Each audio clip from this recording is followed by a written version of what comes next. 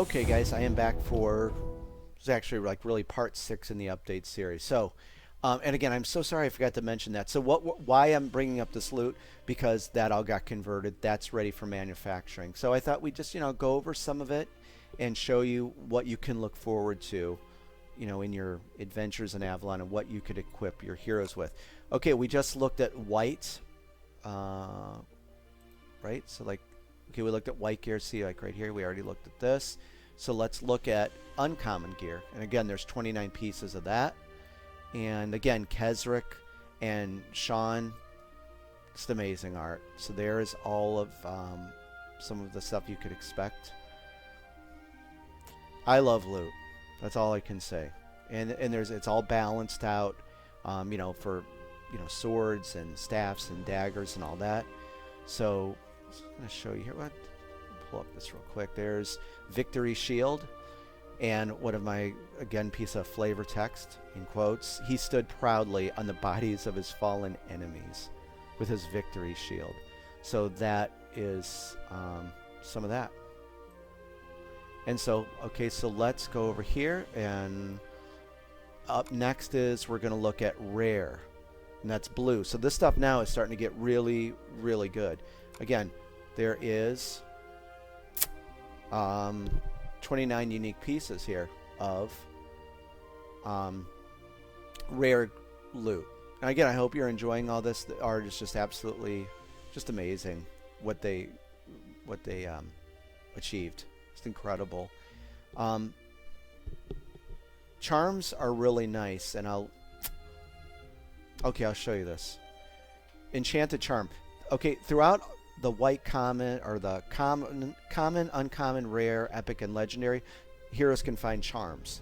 They're a little bit pricey, but when you equip a charm on a hero, look at that. You can add +4 to these 6 attributes, and this is very handy. So, I am obsessed with like having things balanced. I'm pretty much OCD about it. I made sure that all the gold prices were right on the money and appropriately priced. So while 600 gold is a lot, charms can really benefit you, especially with some of those encounters and those monsters that could give your hero an affliction.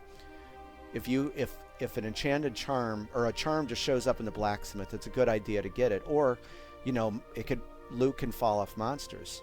So that is that. And then let's look at a really awesome sword here.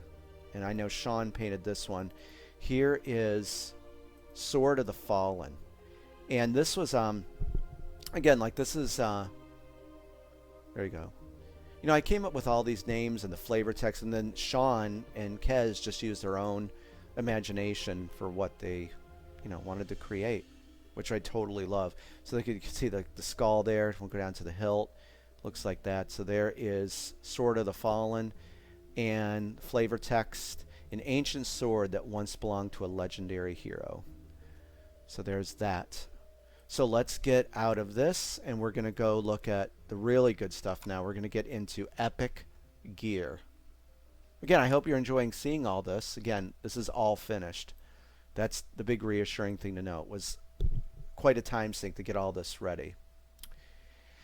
And so what we have here is this is epic loot, and we're going to touch on a few things here. Again, why I some of like the lore that goes into this. And I have to say, there's 2 copies of this. I got to remove one of them. Let's take a look at this Dagger of Dark Rituals. Now, hopefully it's not cutting it off. I'll zoom in. We're going to shoot back to Avalon here. Okay, Dagger of Dark Rituals. First of all, the artwork. Sean Ellis. Wow. 700 gold. +3 damage. And it'll give you could add +2 to your mythical warfare rolls. So, notice this flavor text. This dagger was discovered deep within the Vile Tower. Now, if you remember, we looked at Avalon, and we were looking at the Vile Tower. There's the Vile Tower right here. So again, just to draw the player into the experience more. So when they say they acquired that, say a monster dropped at a level 3, champion monster dropped that Dagger of Dark Rituals. Well, it has it on the bottom. Well, you could look on, the map of Avalon and find out that's where it came from. it came out of the Vile Tower. So it's something small, but when you take all those small things and add it up, it makes it a really thematic experience for the player, I think. And I like doing this stuff for people. I enjoy creating, and hopefully they enjoy all this. One last thing here, let's take a look at the Sword of Saint Viticus. Now this is another epic, 600 gold. Now notice up here that there's that socket. That's a square socket. Remember we were talking about mining and crafting? You can craft a power gem that can fit into this, and it'll give your hero bonuses. It'll give them buffs. So if you equip this on a hero, we can see right here, I have icons I put here. This tells you this is a piece of armor. So that's what that counts for. And you could add +4 to your physical warfare rolls if you have the Shield of Saint Viticus equipped on your hero. Now, again, flavor text, the fabled shield carried by Saint Viticus in many battles. Okay, so Shield of Saint Viticus, we're going to go back over here to Avalon, and we're going to go east and take a look south of Hope's Reach. Right here. So there's Hope's Reach, the Tower of Saint Viticus.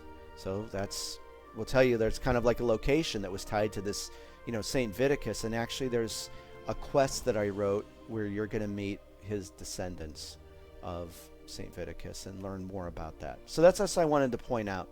Again, something kind of small, but I just think that people really enjoy, that kind of, making it just that much more thematic for them.